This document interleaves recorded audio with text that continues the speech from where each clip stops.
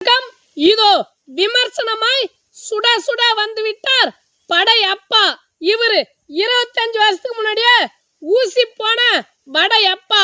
ஆமாம், 25 ஆண்டுகள் கழித்து மீண்டும் வந்திருக்கிறார் இந்த படையப்பா.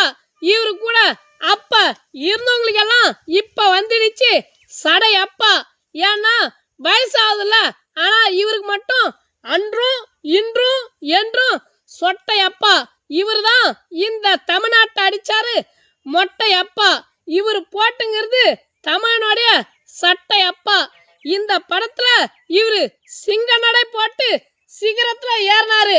அங்க போய் பார்த்தா அங்கேயும் இருக்குது ஒரு ஒயின்ஸ் பாரு.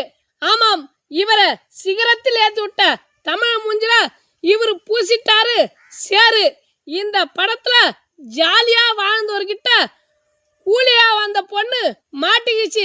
அதனால அதை கட்டிக்கினாரு, இத வச்சுக்கினாரு. இது எப்படி இருக்குது? ரொம்ப அசிங்கமா இருக்குது. இந்த படத்துல குடியும் கும்மாளமாய் வாழ்ந்தாரு இவரு. இவரை பார்த்த தமிழன் பாட்டம் சொத்தை வித்து குடிச்சான், அப்பன் சொத்தை வித்து சிகரெட் பிடிச்சான். இந்த தமிழ்நாட்டில் மலைகள் எல்லாம் திருடு போவதற்கு முழுமுதற் காரணம் இவர் தான். ஏன்னா இந்த படத்துல இவரு மலையை உடைச்சதுக்கு அப்புறம் தான் இந்த தமிழ்நாட்டில் இருந்த 70, 80, 90% மலைகள் திருடு போனது. ஆமாம், மனசாட்சி தொட்டு சொல்லுங்க, இவருடைய படத்துல எந்த படத்துல கதை இருக்குதா? பீடி, குடி, கும்மாளம், கூத்தியா, பீடி, சிகரெட்டு, அதான். அதை தவிர வேற ஒண்ணுமே இல்லை. ஆனா இவர் படம் வந்தா இந்த தமிழ்நாட்டில் அடிக்குது கொள்ளையோ கொள்ளை.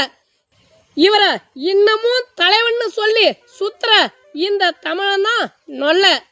நன்றி, வணக்கம். நம்ம பேசுகிற விஷயம் உங்களுக்கு பிடிச்சிருந்தா நம்பூர் நாயகன் யூடியூப் சேனலை சப்ஸ்கிரைப் பண்ணுங்க. எங்களுக்கு கொஞ்சம் ஆதரவு கொடுங்க.